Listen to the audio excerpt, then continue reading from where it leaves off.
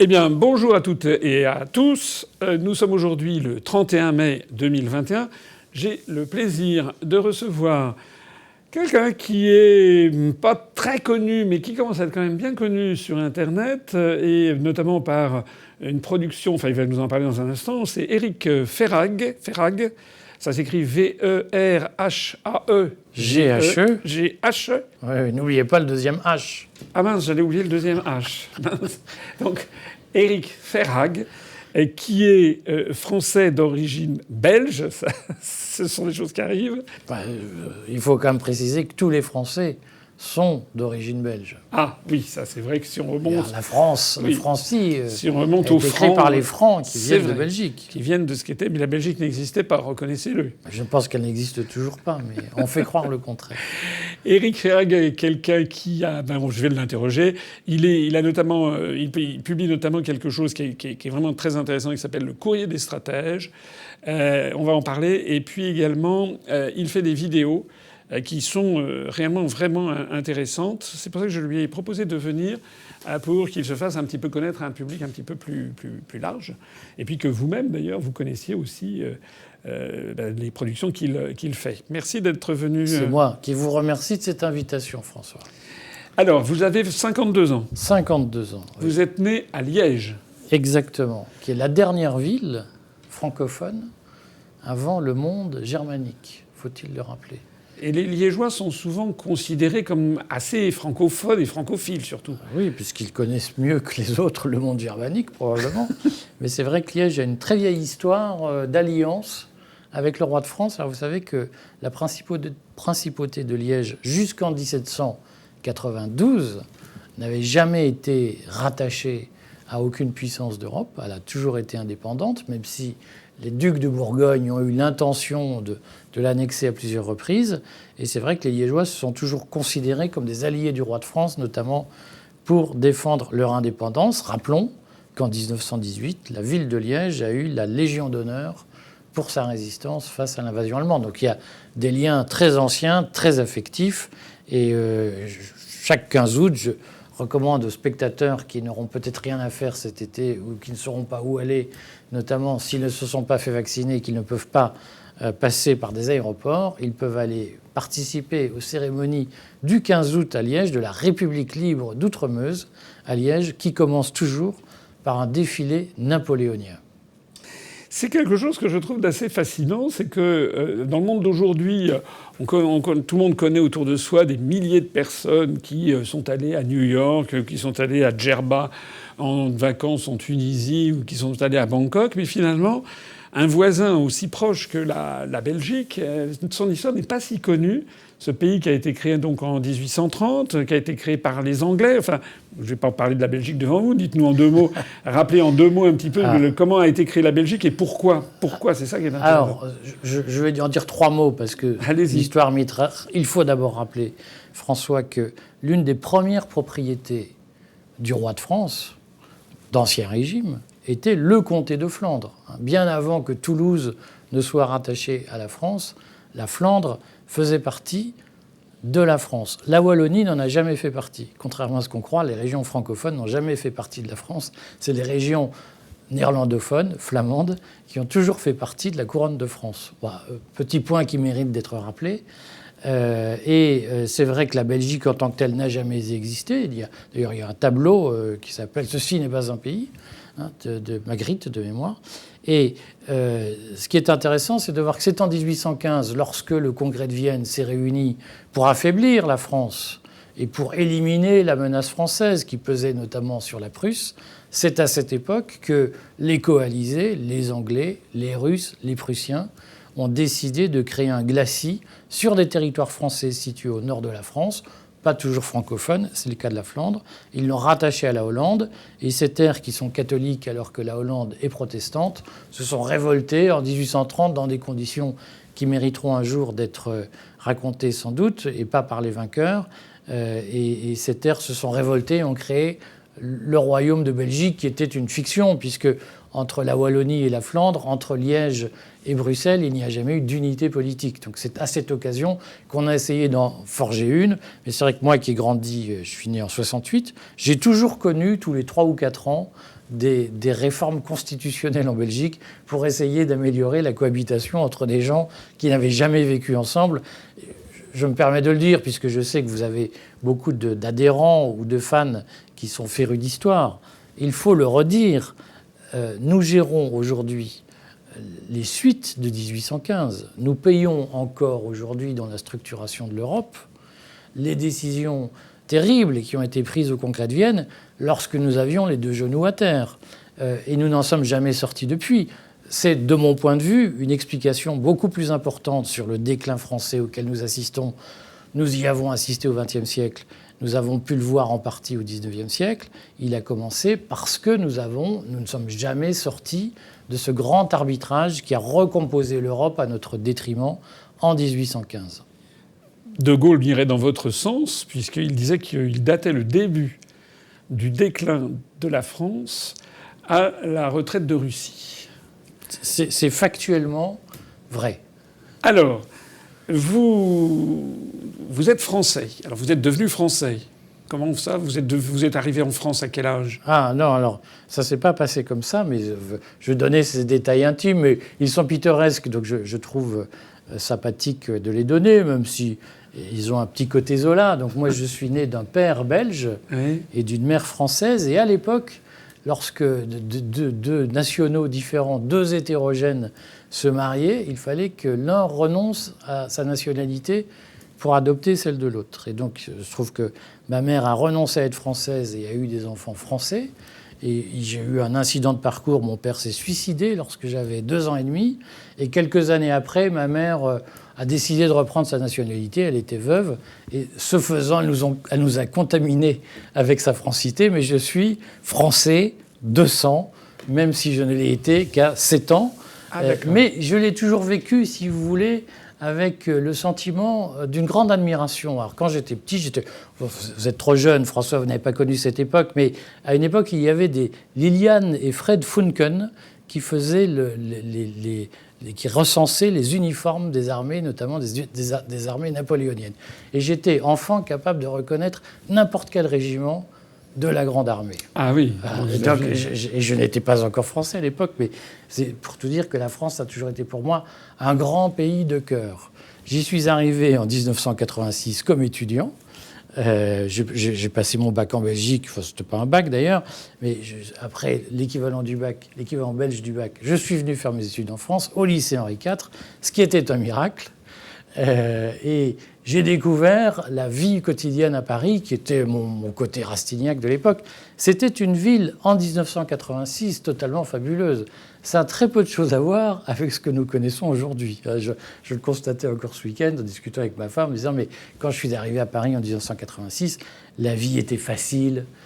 On cherchait un travail le matin, on l'avait l'après-midi. Tout était merveilleux, tout était magique. Et nous sommes quand même tombés dans une ville de petits bourgeois moroses où tout devient compliqué, où il faut faire des formalités pour tout, il y a de la bureaucratie partout, c'est insupportable. Puis les services publics fonctionnent de moins en moins bien, les services privés, n'en parlons pas. Et donc j'ai eu la chance, si vous voulez, de venir en France parce que j'aimais ce pays et d'être émerveillé par ce pays lorsque j'y suis arrivé, et fasciné par l'intelligence des Français. Donc, vous présentez le concours des administrateurs de la ville de Paris, je crois. Alors, moi, j'ai commencé par rater Normal Sup. Lettres. On fait comme on veut, de lettres. Vous étiez en Hippocagne-Cagne. J'étais en Hippocagne-Cagne. Donc, j'ai beaucoup raté dans ma vie et ça m'a beaucoup appris. Et je le vis avec beaucoup de sourire. Et donc, il fallait faire remplir la marmite à l'époque. Donc, j'ai passé un concours d'attaché d'administration de la ville de Paris, c'est-à-dire de catégorie A, que j'ai eu miraculeusement, parce que je n'avais fait ni de droit ni d'économie. Je me suis retrouvé en concurrence avec plein de gens de Sciences Po qui avaient raté l'ENA et qui se réfugiaient à la ville parce que c'était le concours le plus dur après l'ENA. Et donc, je l'ai eu, j'étais major miraculeusement. Et j'y ai fait mes premières armes, et puis finalement, voilà, je me suis je m'en suis sorti. Donc vous êtes administrateur à la ville de Paris, vous avez une progression de carrière rapide, je crois. Oui. Et au bout de quelques temps, vous décidez de présenter le concours de l'ENA. J'ai présenté le concours de l'ENA en interne. Un concours interne pour les... Et là encore, miraculeusement, je n'avais fait ni de droit ni d'économie, mais je suis parvenu à intégrer cette école. Voilà. Et je m'y suis très bien amusé. Je sais que ça ne se fait pas de le dire, mais je me suis très bien amusé à l'ENA. Et je suis sorti comme administrateur civil, ce qui est très mal vu, et ONI, et qui plus est dans l'administration GT, qui était administrateur civil à l'Éducation nationale. Donc là, c'était vraiment l'horreur. Et donc, vous étiez sorti 60 et quelquième? Moi, je suis sorti en milieu de cuve, comme on dit. Et donc, puisqu'on était 120 dans la promo, je pense qu'un certain nombre de mes camarades qui sont sortis en fin de cuve, comme on dit, m'en ont beaucoup voulu d'être sortis avant mieux qu'eux. Parce qu'objectivement, j'ai moins travaillé qu'eux, mais je plaide coupable. Mais j'ai fait des choses passionnantes à l'ENA. Je suis allé vivre à Sienne, j'ai appris l'italien à Sienne. C'était extraordinaire. Donc je ne m'en repens vraiment pas. Et donc je suis passé à l'Éducation nationale, qui est une maison totalement fascinante. Moi, j'y ai commencé comme gestionnaire de la masse salariale de l'administration centrale. C'est-à-dire que je gérais les affaires du mammouth par le petit bout de la lorgnette. C'est-à-dire que je devais calculer les primes, les enveloppes de primes, gérer les fonds des cabinets ministériels et autres plaisirs de ce genre. Et au bout de 3 ans, j'ai été chargé d'organiser le bac à la Maison des examens, Arcueil, ce qui était là aussi une très belle marque d'ironie, puisque je n'avais pas passé le bac. Et donc, c'est sur le tard que j'ai découvert en quoi consistait le bac. Machine fascinante. Donc, vous êtes au ministère de l'Éducation nationale, et puis après, au bout de quelques temps, vous tournez un petit peu la page et vous décidez de créer votre entreprise. Alors, j'ai eu l'occasion d'abord de passer dans le monde patronal. Ah oui, vous êtes allé au MEDEF. Oui, alors j'ai fait des petites choses au MEDEF. Vous avez été recruté par Madame Parisot à l'époque. Alors, moi, j'ai été recruté chez les assureurs, mais j'ai été assez vite envoyé occuper des mandats au MEDEF, ce qui m'a permis d'être administrateur de plein de choses. Là aussi, c'était très instructif. J'étais administrateur, par exemple, de la CNAV, la Caisse nationale d'assurance vieillesse, donc du régime général de retraite. J'étais président de l'APEC, qui est l'association pour l'emploi des cadres, qui est une affaire mystérieuse. J'étais administrateur de Pôle emploi. J'étais administrateur de l'AGIR, qui est de l'ARCO, administrateur de l'UNEDIC. Je dois en oublier parce que je crois que j'avais 34 mandats, quelque chose comme ça. Donc vous êtes un grand expert, en fait, de toutes ces questions sociales et en particulier de la question des retraites, des conventions salariales, des conventions avec les syndicats, du monde social en règle générale, finalement. Plus que de l'éducation, peut-être. Alors, je ne sais pas si je suis expert, mais je suis praticien. J'ai pratiqué l'éducation. Et au sens large, j'ai pratiqué le monde des affaires sociales, oui. Et le monde de la protection sociale au sens large. Donc, y compris l'assurance chômage, puisqu'il y a un débat traditionnel pour savoir si l'assurance chômage fait partie ou non de la protection sociale. Et j'insiste sur le fait que j'en suis un praticien, pas un expert, parce qu'en réalité, je pense que ce ne sont pas que des questions théoriques. Et c'est ce qu'on a parfois du mal à comprendre quand on est extérieur à ces sujets, c'est qu'on en entend parler dans le journal, et on a des idées générales, des idées théoriques sur ces questions, mais tout l'enjeu, c'est que ces services-là fonctionnent. Et donc moi, j'ai vu ces services du point de vue de leur fonctionnement intérieur. J'ai vu des choses fascinantes. J'ai fait des choses fascinantes. Par exemple, je vais révéler un petit secret. J'ai été administrateur de l'ACOS, qui est l'Agence centrale des organismes de sécurité sociale, c'est-à-dire l'organe qui chapeaute toutes les URSSAF. Et je me souviens un jour d'un adhérent de la Fédération des sociétés d'assurance qui m'appelle en disant « On est embêté, on a un contrôle URSSAF, il nous réclame 36 millions d'euros, comment on peut faire ?» Qu'est-ce que j'ai fait, François? J'ai appelé le directeur général de l'ACOS en lui disant « Il faut tout de suite arrêter ce contrôle fiscal, enfin, ce contrôle URSSAF. » Et ils l'ont arrêté. C'est bien. Mais l'intérêt de ça, c'est que vous comprenez, en sortant de cet univers, puisqu'après j'ai créé mes entreprises, qu'un contrôle URSSAF, il y a 2 poids 2 mesures en France. Vous comprenez? Quand vous êtes le petit boulanger du coin et que vous voyez l'URSSAF vous tomber dessus parce que vous avez distribué 300 € de cadeaux de Noël à vos salariés et que la réglementation dit « Ah, c'est 160 €, donc vous avez commis pour 140 € d'abus de biens social ou de travail illégal ou de fraude sociale. » Vous vous dites « Mais tout ça pour 140 €, mais moi j'ai vu des contrôles à 35 millions qui passaient à l'as. » Alors, ces contrôles n'étaient jamais... Ce qu'il faut comprendre, c'est que dans l'univers du contrôle de la règle, quand c'est carré, l'inspecteur tombe chez vous, vous avez dans votre cave 10 salariés cachés que vous ne déclarez pas. Bon, vous prenez la gamelle, vous prenez la gamelle. Toute la difficulté, c'est que les règles sont devenues tellement complexes, à force de prolifération de la bureaucratie, que plus personne ne sait comment on doit les appliquer. Et que parfois même des entreprises financent des conseils, posent des questions officielles, et ont des conseils qui leur disent « Je ne sais pas répondre à votre question, monsieur, débrouillez-vous. » Voilà.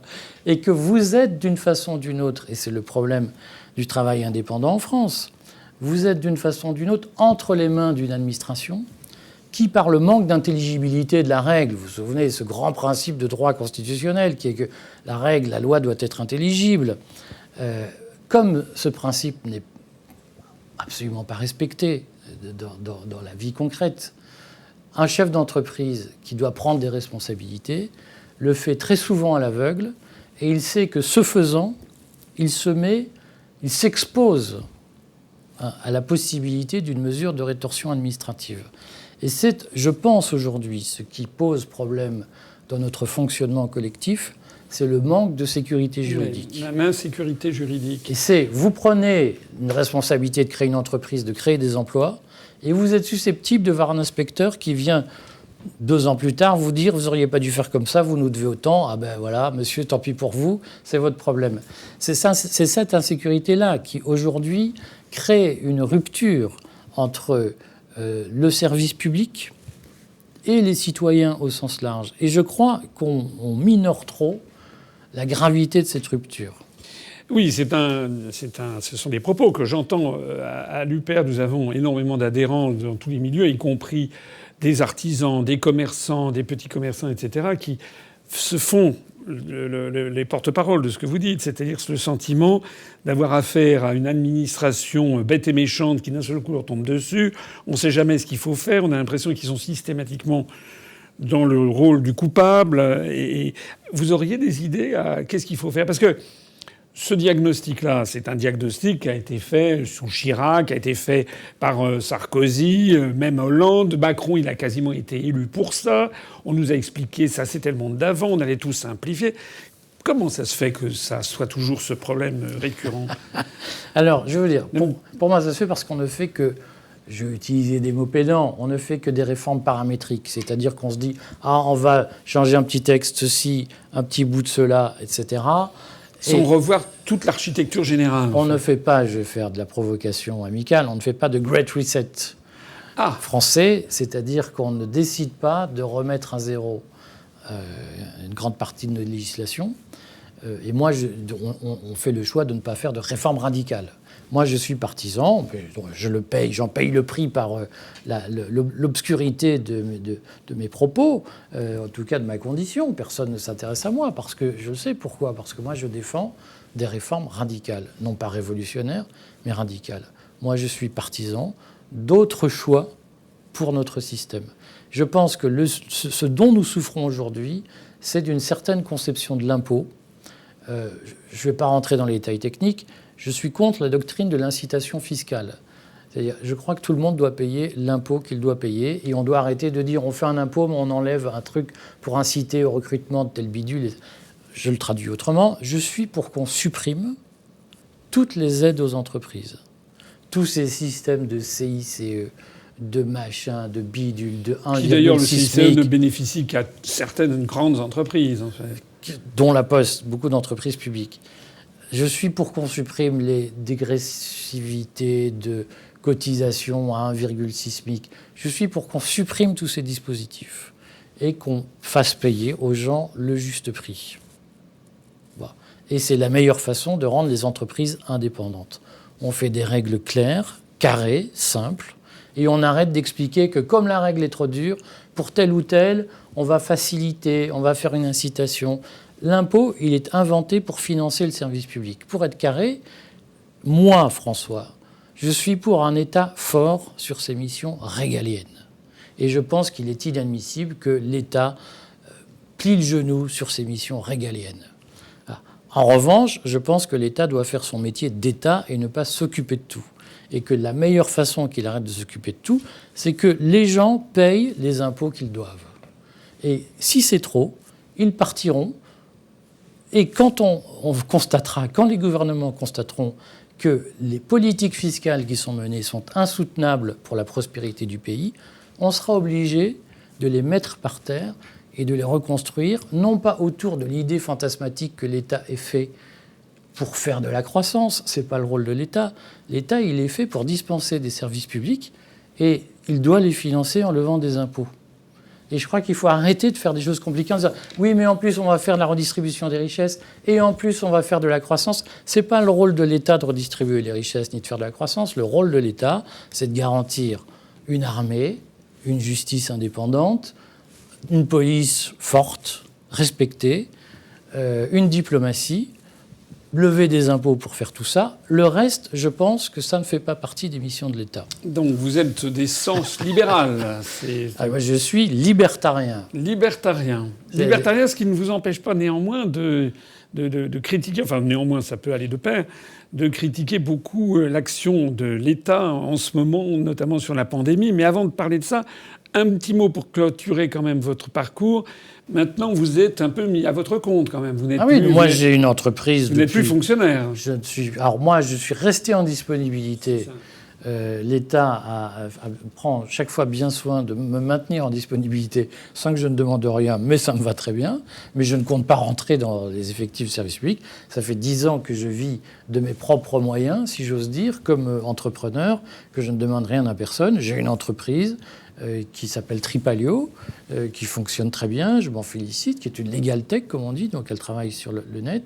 Et je vis la vie de petit entrepreneur. Moi, j'ai lancé ma boîte, j'avais 10 000 balles en poche. Hein, et elle vit aujourd'hui avec 7 salariés. Et voilà, c'est une petite boîte, mais comme il en existe tant en France. Donc les malheurs du chef d'entreprise quotidien, je les connais. D'accord. Et alors, cette entreprise qui recense notamment les conventions collectives dans toute une série de branches, vos clients sont principalement des compagnies d'assurance, je crois. Voilà. Alors moi, voilà, mon entreprise permet aux assureurs de proposer des contrats santé et prévoyance de branche. Vous voyez, c'est... mais les salariés du privé savent de quoi il s'agit. Permettent de proposer facilement des contrats conformes aux conventions collectives. Parce que là aussi, les conventions collectives, l'intelligibilité de la convention collective reste très discutable. Alors, ça, c'est donc ce que vous faites pour gagner votre vie. C'est votre activité principale. Mais depuis quelque temps, vous avez aussi développé une activité, comment dirais-je, autour. Et on arrive donc au Courrier des stratèges, on arrive à vos différentes publications. Vous avez 2 publications par jour, je crois. Alors, en fait, le Courrier des stratèges est un site qui comporte une chaîne YouTube, est un site qui marche bien, je trouve, en tout cas pour les moyens qu'on y met. Le Courrier des stratèges est en effet une des rares publications libertariennes de France et revendiquée comme telle. Et donc, c'est un site qui intervient plutôt sur des sujets liés aux libertés, et qui, je pense, fait pas mal de réinformation, qui est appréciée parce que je ne suis financé par personne. Et on dit, globalement, on n'est pas dans la polémique politicienne, mais on a le souci de revenir au sens des choses. Pourquoi nous en sommes là ? Puisque, François, vous êtes peut-être d'accord avec moi pour dire que nous vivons une époque où les libertés sont menacées, ou en tout cas, elles sont suspectes, et que donc il faut savoir les défendre.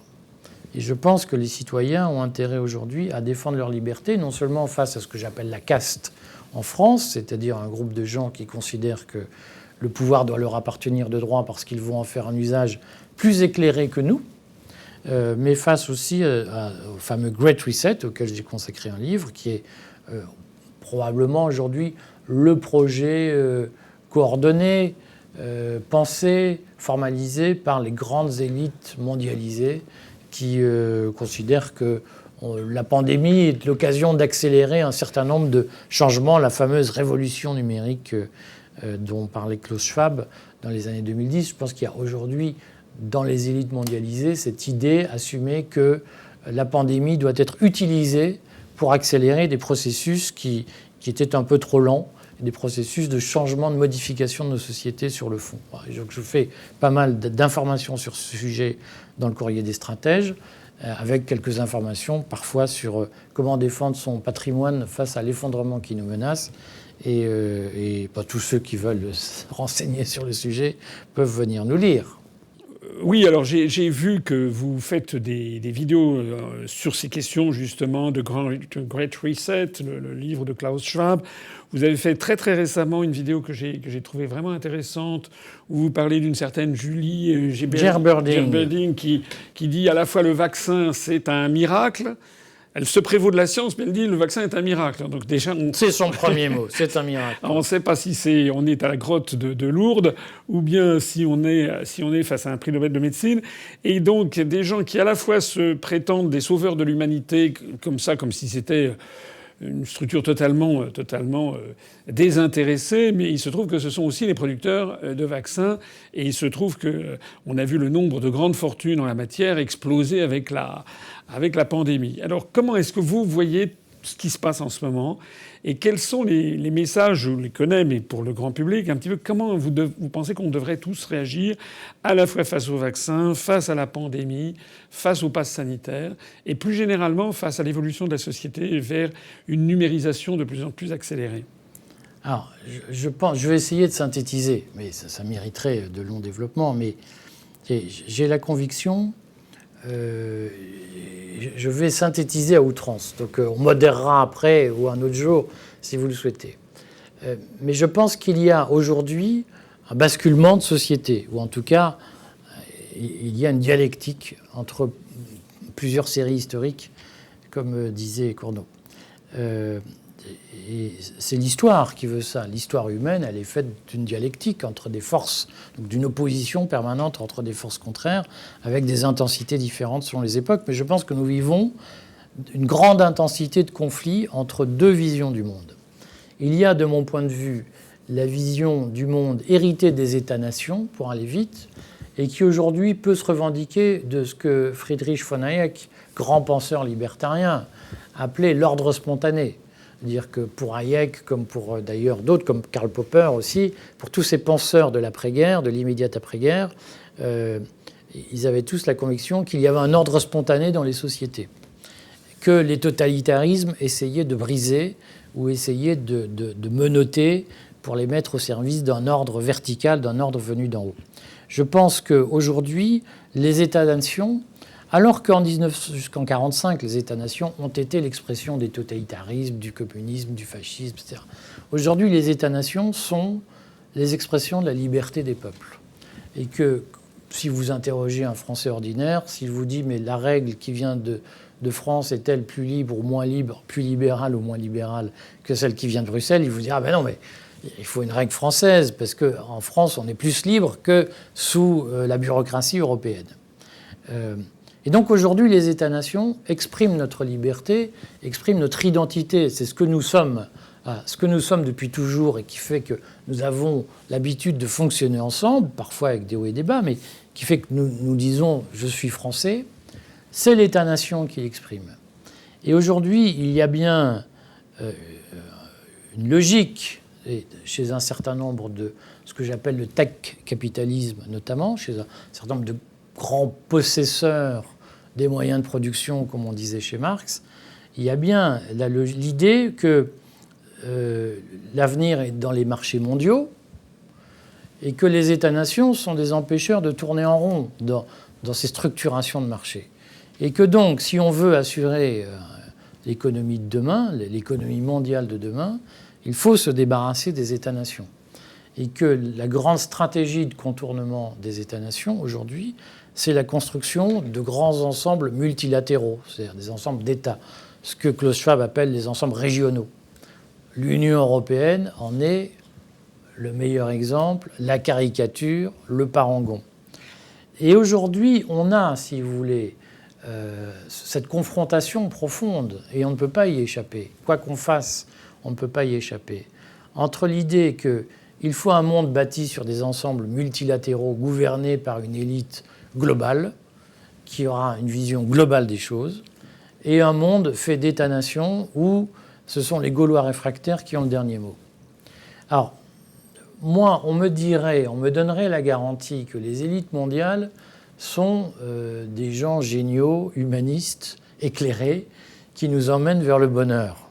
Je dirais pourquoi pas se laisser tenter par l'aventure.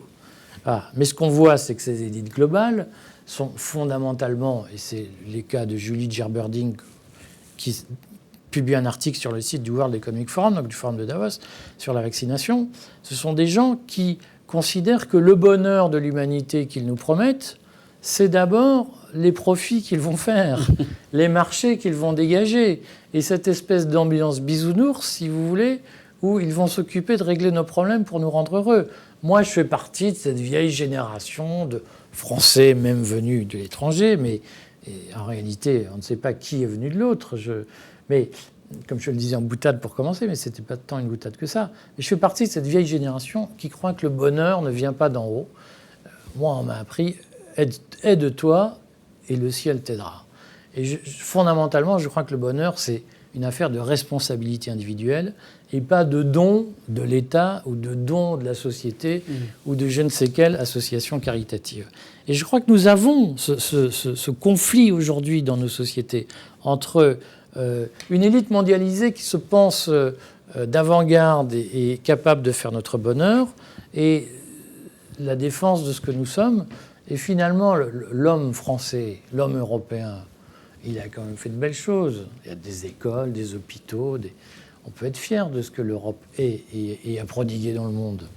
Alors, je suis vraiment d'accord avec vous. On a, quand on repense aux grands penseurs politiques des Lumières, on avait, je ne sais pas, Rousseau, Montesquieu, ou le fondateur du droit international public, comme Grotius. Ce sont des personnes qui édictaient des divisions du monde, de ce qu'il devait devenir, mais qui faisaient ça de façon désintéressée. Alors que là, effectivement, vous pointez du doigt le fait qu'on est face à une tartufferie générale, c'est-à-dire que ce sont des gens qui proposent, qui jouent les désintéressés sur le bonheur du monde. On a des gens style Bill Gates, style Jeff Bezos, style etc., même Elon Musk, mais qui en plus deviennent des multimilliardaires. Et c'est comme si Jean-Jacques Rousseau ou bien Grotius ou bien Montesquieu avait possédé, je sais pas. Montesquieu, il y a un doute. Montesquieu, il y a un petit doute, je suis d'accord. mais fondamentalement, c'est quand même le problème. Je voudrais réagir à ce que vous dites. Moi, ce que je vois quand même, il me semble, je partage votre vision des choses, le conflit entre l'État-nation, qui effectivement n'est plus désormais l'émanation d'une volonté de pouvoir d'un roi, d'un seigneur ou même d'une république, mais qui est désormais devenu surtout protecteur de la sécurité, de l'identité nationale, de l'identité face au reste du monde. Je suis parfaitement d'accord avec cette idée-là. C'est un changement fondamental. L'idée aussi des regroupements régionaux, mais il me semble que les penseurs, style Klaus Schwab, voient toujours ça avec les lunettes de l'OCDE. C'est-à-dire que moi, ce que je vois, c'est l'Union européenne. Mais le reste, il n'y a pas ailleurs. Enfin, je veux dire, l'ASEAN, par exemple, ou le Mercosur, moi, j'attends qu'il y ait, par exemple, ou l'ALENA, j'attends qu'à l'ALENA, les États-Unis d'Amérique, par exemple, obéissent à une commission de Tegucigalpa qui déciderait ce qui doit s'imposer aux autres pays de l'Amérique, vous voyez. Ou bien, pareil, que dans l'ASEAN, ça soit la commission de Bandar Seri Begawan, la capitale du sultanat de Brunei, je pense à Bruxelles, qui impose au Vietnam, à la Thaïlande, etc., des réglementations. Ça n'existe pas ailleurs. C'est-à-dire que, il me semble, et on l'a vu sur l'affaire de la pandémie, on le voit sur l'affaire de la vaccination, que c'est quand même ce fantasme, j'allais dire, du World Economic Forum recoupe essentiellement l'OCDE. C'est-à-dire essentiellement l'Europe, l'Amérique du Nord, et puis les quelques prolongements, l'Australie, la Nouvelle-Zélande, le Japon, la Corée. Et voilà, il me semble que c'est quand même une vision qui est anthropocentrée et que l'on assiste ailleurs, au contraire, à une montée en puissance toujours de plus en plus importante des États-nations. Parce que quand vous connaissez la Chine, évidemment, la Russie qui est en pleine renaissance, je n'ai jamais entendu dire, moi, que le Bangladesh ou que le Pakistan allait fusionner avec l'Inde. Et vous avez des tout petits États. La Suisse, par exemple, qui vient de dire zut à l'Union européenne après le Royaume-Uni. Je dis souvent des pays comme Singapour, le Paraguay, Israël, etc., l'île Maurice, ou le Malawi. Ce sont des pays qui sont petits, destinés à le rester, et qui n'ont pas du tout ce fantasme de fusionner dans des ensembles régionaux. Donc il me semble que là, il y a quelque chose. On est dans un monde, l'OCDE, et très particulièrement le monde Amérique du Nord, Europe, me semble foncer vers un déclin, je le dis tel que, pour ne pas dire une décadence, qu'on ne retrouve pas ailleurs dans le monde. Alors, moi, je le présenterai un peu différemment. C'est-à-dire qu'aujourd'hui, il y a deux États-nations mondes, si j'ose dire, que sont les États-Unis et la Chine. Et que donc créer des ensembles régionaux, incluant la Chine ou les États-Unis, sera toujours une imposture, car on sait que ce seront des faux-nés d'une domination de l'État le plus puissant en faisant partie. Mais là où je suis d'accord avec vous, c'est qu'il y a un vrai sujet sur l'Europe. Parce que l'Europe est l'un des trois marchés essentiels du monde et que les États-Unis sont un marché unifié, la Chine sont un marché unifié, et que l'enjeu du World Economic Forum est d'unifier le marché européen, d'accélérer son unification et notamment la dissolution des États-nations dans un grand ensemble multilatéral appelé le marché unique. Il faut comprendre, mais vous le savez comme moi, que le Brexit a été un signal d'alarme. Joint à l'élection de Trump, ça a été pour les gens de Davos, si j'ose dire, le signal que dans la confrontation entre les deux mondes que nous évoquions tout à l'heure, État-nation contre mondialisme, on va dire ça comme ça, il y a eu des éléments objectifs d'une victoire possible des États-nations, qui est un problème pour l'univers de Davos. Et évidemment, à Davos, on fait une analyse simple, qui est que les principaux emmerdeurs, si j'ose dire aujourd'hui, c'est les États-nations européens qui maintiennent leur logique. Alors pour moi, il y a toujours eu, je nuance ce que vous dites sur Bruxelles, il y a toujours eu deux projets européens depuis 5000 ans. Il y a toujours eu un projet impérial, latin, c'est-à-dire l'idée d'une paix structurée autour d'un État d'un projet unique, d'État unique.